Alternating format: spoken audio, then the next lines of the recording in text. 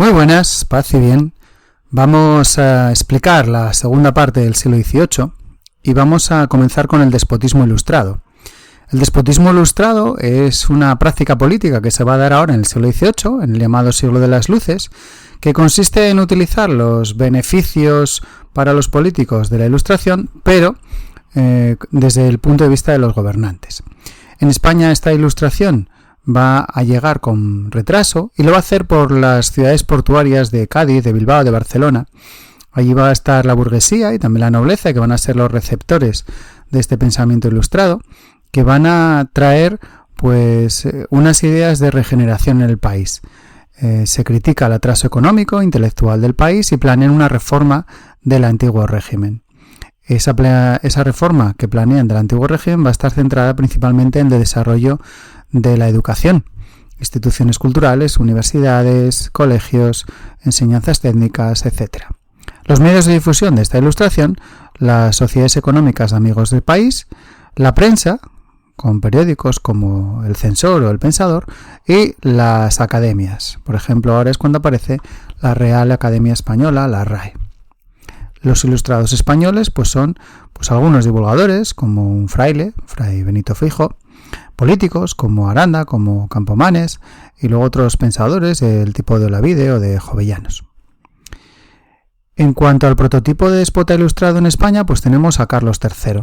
Carlos III, que era el hijo de Felipe V y Isabel de Farnesio, va a ser primero rey de Nápoles, después de volver a ocupar el territorio que se había perdido tras la paz de Utrecht, en 1734.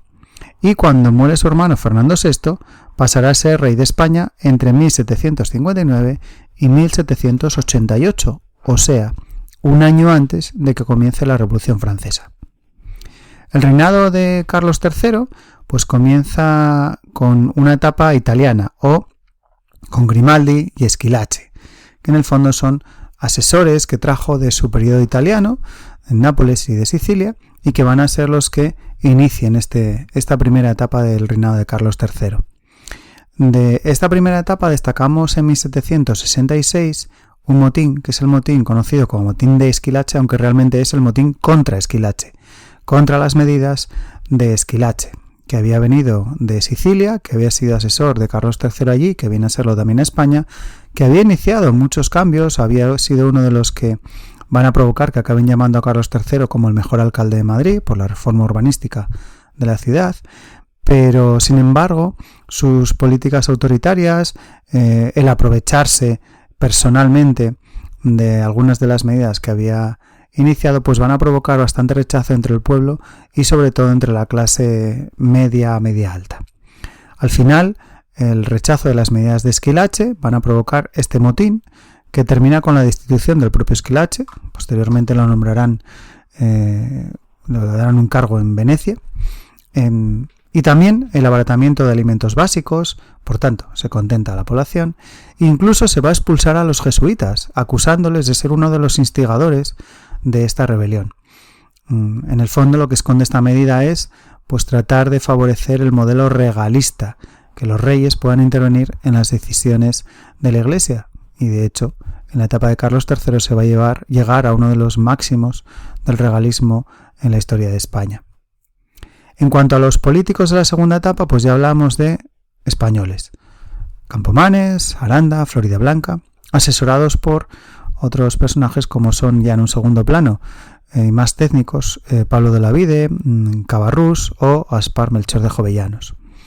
Ellos van a ser los que sostengan las principales medidas de este reinado: en educación, agricultura, industria, comercio, en la nueva política fiscal y el desarrollo de las finanzas. Se van a llevar adelante procesos de mejora de la educación del pueblo, también el desarrollo de las ciencias y de las ciencias aplicadas. Se va a liberalizar el cultivo del grano, por ejemplo. Se van a colonizar nuevas tierras para aumentar la producción trayendo a colonos de fuera. Se amplían las zonas de regadío. Se recortan los privilegios de los gremios.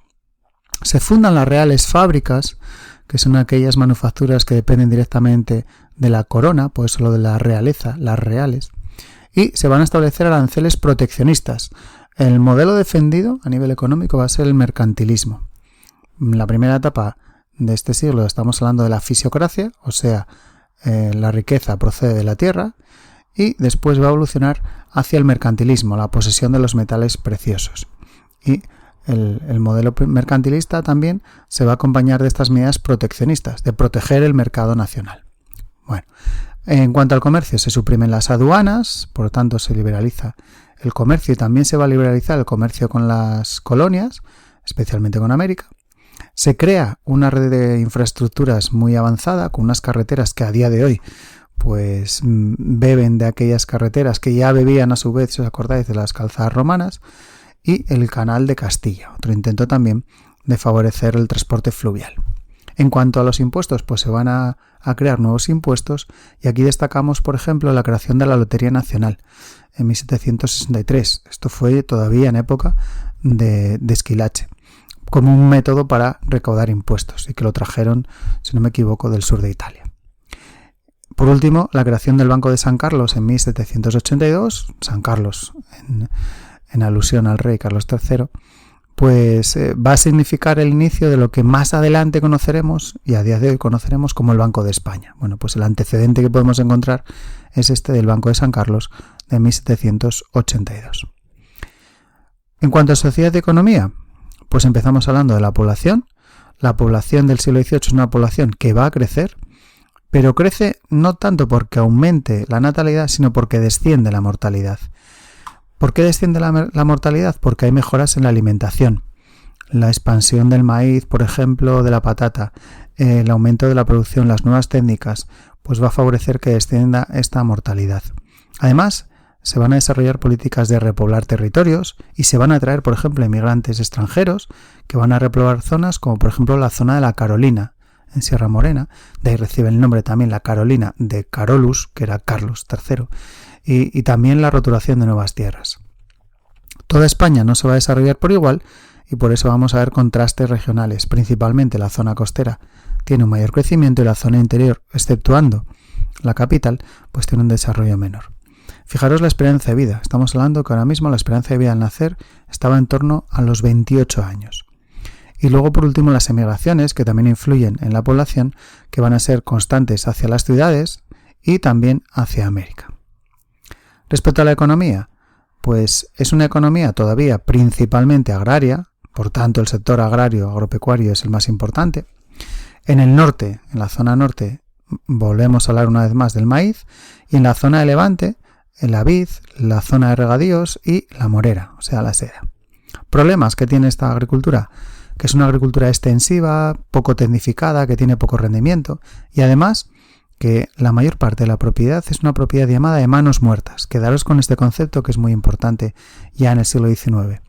La propiedad en manos muertas es porque son propiedades que no se han puesto o que no están produciendo, están sin ser utilizadas, y van a ser principalmente propiedades de la iglesia y también de la nobleza. En cuanto a la ganadería, pues es una ganadería ovina, sobre todo, con esa trashumancia, que sigue estando principalmente también en manos de la nobleza o de la iglesia. Y luego la mesta, que es aquella asociación de ganaderos, que es la que controla también las cañadas reales y que dificulta la puesta en cultivo de muchos territorios, porque no se podían cultivar precisamente para que pudiesen pasar los ganados. Destacamos en la agricultura, por último, los informes sobre la ley agraria de Pablo de Olavide, de Gaspar Melchor de Jovellanos, que proponen, pues por ejemplo, suprimir las manos muertas, el cultivo de las tierras comunales de los municipios, incluso la disolución de la mesta. Pero son medidas que para los sectores privilegiados pues son demasiado radicales y no las van a aprobar, no van a permitir que se lleven a efecto. En cuanto a la industria, pues por un lado tenemos las manufacturas. Predomina sobre todo el modelo artesanal. Todavía son los artesanos organizados en torno a los gremios los que van a llevar la mayor parte del peso de estas manufacturas. Sin embargo, ya aparecen talleres privados que se alejan de esos gremios, que empiezan a tener una entidad diferente. Por ejemplo, los del metal vasco o en la zona de Valencia los de la seda. Si hay que destacar una región en el siglo XVIII a nivel industrial es Cataluña. Es el momento del despegue industrial en Cataluña. ¿Basado en qué? En aquellos países de remensa que habían conseguido la sentencia arbitral de Guadalupe firmada por Fernando el Católico, por la cual podían redimirse e ir pagando con sus beneficios, ir pagando la propiedad de la tierra y evitar los malos usos de los señores. Estos campesinos catalanes al final se van a convertir en los propietarios, de hecho, de la tierra. Aunque no tuviesen el título, realmente acaban siendo propietarios de la tierra, acaban teniendo excedentes y acaban teniendo pues un capital que van a poder invertir. Y algunos se van a enriquecer y unidos a otra burguesía urbana, pues van a ser los que inviertan ¿en qué? Principalmente la industria. ¿Qué tipo de industria? La industria textil. Cataluña se va a desarrollar sobre todo con la industria textil y en concreto la industria textil del algodón. Utilizaron lana, pero luego van a evolucionar hacia el algodón. Las mejoras técnicas traídas sobre todo de Inglaterra van a potenciar de una manera muy, muy grande la zona de Cataluña y además también las políticas proteccionistas. El proteccionismo del reformismo de los Borbones del siglo XVIII, que va a proteger el mercado nacional o el mercado de Cataluña. ¿Eso qué quiere decir? Que el resto de España estaba obligado a comprar los productos de Cataluña y que las colonias tenían que estar también vinculadas o tenían que comprar también los productos catalanes. El puerto de Barcelona en concreto además se va a beneficiar de esa liberalización con América y entonces tienen un lugar ya mucho más cercano, ya no tienen que ir a Cádiz para exportar sus vinos, sus aguardientes, sus frutos secos y sus indianas, que son unos tejidos propios de Cataluña, que son unos tejidos de algodón y que unos tejidos estampados de algodón y que van a ser pues un auténtico boom a nivel comercial durante toda esta época de Cataluña. Luego tendríamos las reales fábricas. Las reales fábricas son pues esos talleres que lo que hacen son manufacturas de artículos de lujo y están vinculados con la corona, con la realeza, por eso lo de reales. Y son, pues por ejemplo, las porcelanas, el cristal, el vidrio, los textiles, los tapices de Madrid van a ser muy famosos.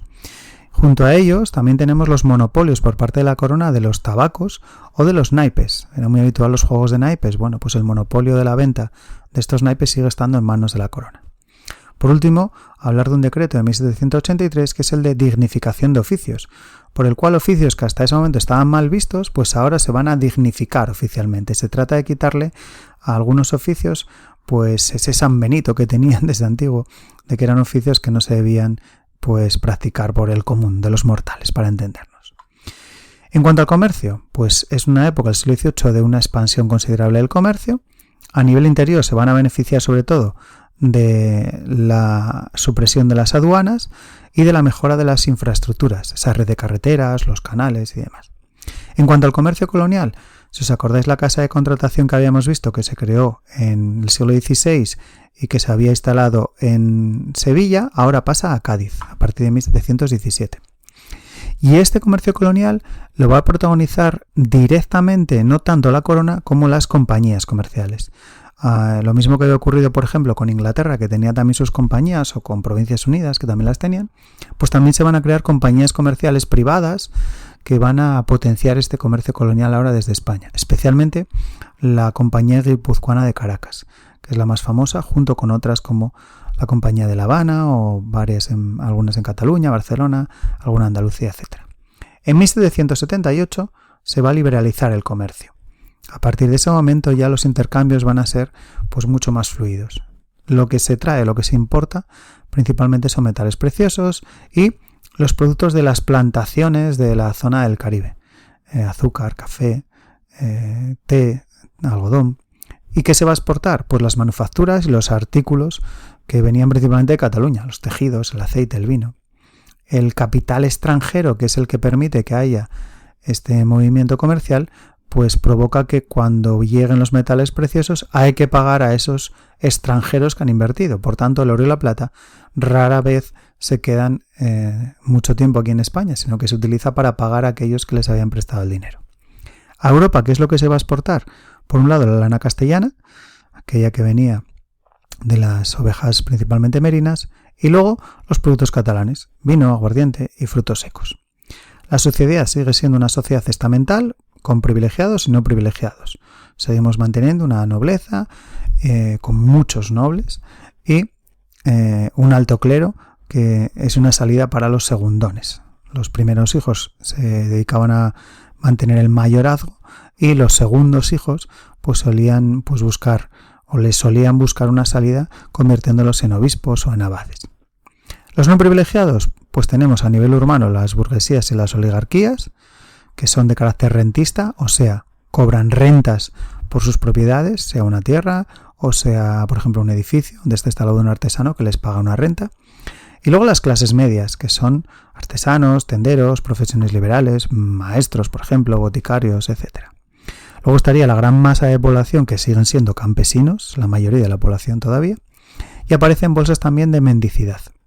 Algunas minorías que hay que destacar aquí es, por ejemplo, la de los gitanos, con una historia en el siglo XVIII en la que se mantienen la exclusión, viven apartados, siguen teniendo bastantes conflictos con el resto de la población y siguen siendo excluidos. Y todavía se mantiene la esclavitud. Esclavitud en las colonias, pero también en alguna circunstancia en la península. Parece ser que en algunas de las minas del sur de España todavía se mantuvieron y también cuando enviaban a galeras sobre todo son los musulmanes que son apresados en batallas, los que utilizaban para trabajar en estas minas y en las galeras. Y ahora en el siglo XVIII todavía se mantiene en poca proporción, pero todavía hay algunos que son esclavizados, sobre todo son los encarcelados en alguno de los conflictos, que los utilizan para las galeras. En cuanto a la sociedad colonial, pues es una sociedad que lo que hace es replicar lo que hay en España, con una peculiaridad, que aquí hay una burguesía que son los criollos, que son los descendientes de españoles, nacidos en América, pero cuyos padres son españoles, y que ahora reclaman pues un mayor estatus. Junto a eso, se mantiene muy fuerte la influencia evangelizadora de la Iglesia, que llega a todos los rincones de la administración colonial, y luego la segregación étnica, la separación por etnias, que también sigue siendo, o que se hace ahora mucho más fuerte durante el siglo XVIII. La política exterior, que ya hemos explicado, pero que volvemos a explicar ahora, que pretende, durante el siglo XVIII, que quieren los Borbones recuperar lo que se había perdido en Utrecht, y se van a apoyar en Francia frente a Gran Bretaña. Es lo que se hace mediante los pactos de familia. Y aquí la protagonista ya sabéis que en los dos primeros va a ser Isabel de Farnesio. Se intenta recuperar Gibraltar y Menorca, pero solamente se va a lograr la recuperación de Menorca a final de siglo. Y luego tenemos el primer pacto del 1733, por el cual se va a recuperar Nápoles y Sicilia. El segundo del 43, por el cual se consigue el ducado de Parma. Si primero fue Carlos Rey, ahora va a ser Felipe el duque de Parma. Y en 1761 el tercer pacto. Este ya no es con Isabel de Farnesio, sino en una época ya de Carlos III. España participa en la Guerra de los 7 años junto a Francia contra Inglaterra, contra Gran Bretaña. Son derrotados. Se firma una paz, que es la paz de París. Y España tiene que ceder Florida a Gran Bretaña. A cambio, Francia le va a entregar la zona de la Luisiana. La política atlántica, pues destacamos la guerra del asiento, también llamada de la oreja de Jenkins, que es un conflicto entre las tropas españolas y las de Gran Bretaña, principalmente por la zona del Caribe. Hay un derecho de visita por el cual los barcos españoles podían visitar a los barcos ingleses que no fuesen el navío de permiso, y realmente lo que hacían era pues asaltar esos barcos, principalmente porque eran barcos de contrabando. Todo esto pues acaba en una gran batalla, en un gran conflicto que se va a dar en 1741, que es un intento por parte de los ingleses, comandados por el almirante Vernon, de ocupar Cartagena de Indias. Allí se va a producir una defensa heroica, digamos, de los españoles de Cartagena de Indias, y lo van a lograr. El protagonista de esta defensa, aunque no era el que tenía el máximo poder, incluso fue apartado del mando, fue Blas de Lezo. Pero Blas de Lezo pues se convierte finalmente pues en un personaje heroico. De hecho, morirá por consecuencias de las heridas que tuvo en esa batalla, acumuladas con muchas de las que tenía antes, que hacía que lo considerasen o lo llamasen como el medio hombre. El segundo conflicto, la guerra de independencia de Estados Unidos. España también participa en la guerra de independencia, igual que había participado en la guerra de los 7 años, lo hace también junto con Francia, y en este caso ¿a quién apoyan? A las 13 colonias. Las 13 colonias se rebelan contra Gran Bretaña. Un personaje aquí, Bernardo de Gálvez. Bernardo de Gálvez logra mantener a una gran parte del ejército inglés retenido en la Florida.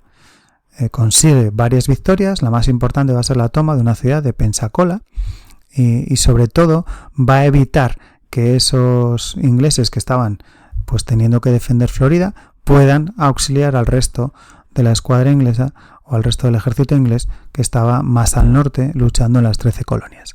Por eso Bernardo de Gálvez incluso es reconocido en Estados Unidos como hijo predilecto y tienen un cuadro de Bernardo de Gálvez en el propio Capitolio. Por último, la América española del siglo XVIII, en la que hablamos de la administración, se van a crear nuevos virreinatos, que en el fondo es una división del virreinato del Perú. Al norte aparece Nueva Granada y al sur aparece Río de la Plata. Y el resto sigue siendo virreinato del Perú y luego ya en la zona de Centroamérica y México, que sería el de Nueva España. Junto a eso aparecen las capitanías generales, que ya habíamos hablado también de ellas, las más importantes las de Cuba y Venezuela. En Venezuela sobre todo van a reforzar la implantación que tenían ahí con esta capitanía general por la amenaza de los ingleses que estaban cerca en la zona del Caribe.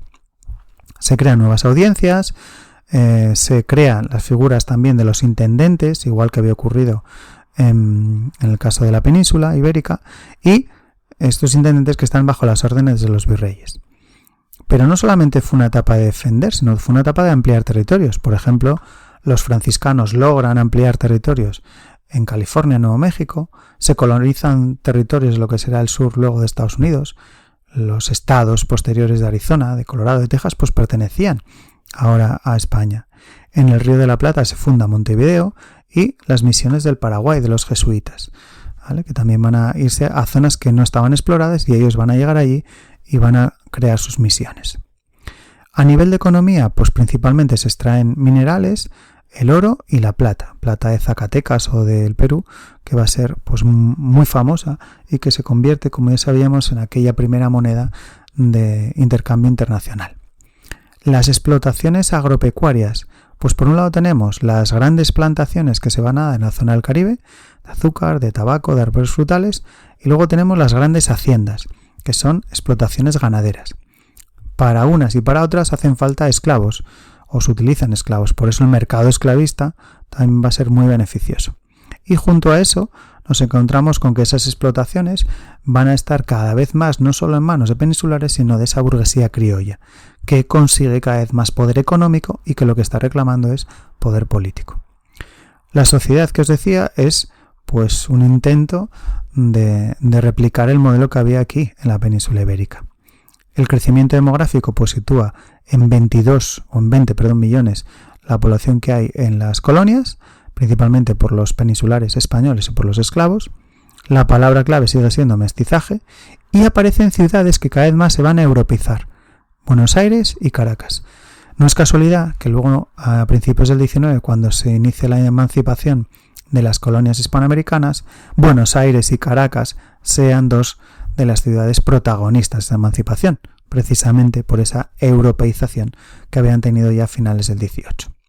Y termino ya con los últimos conflictos, que son las comunidades indígenas, mestizas, criollas que se enfrentan contra autoridades españolas, no solo contra españoles, sino contra los españoles y los realistas. Los realistas son los criollos, los indígenas, los mestizos que apoyaban mantenerse unidos a España. Esos también van a defender la presencia española. Y la más famosa de esas revueltas es la del curaca o cacique Tupac Amaru, en la zona de Perú, 1780.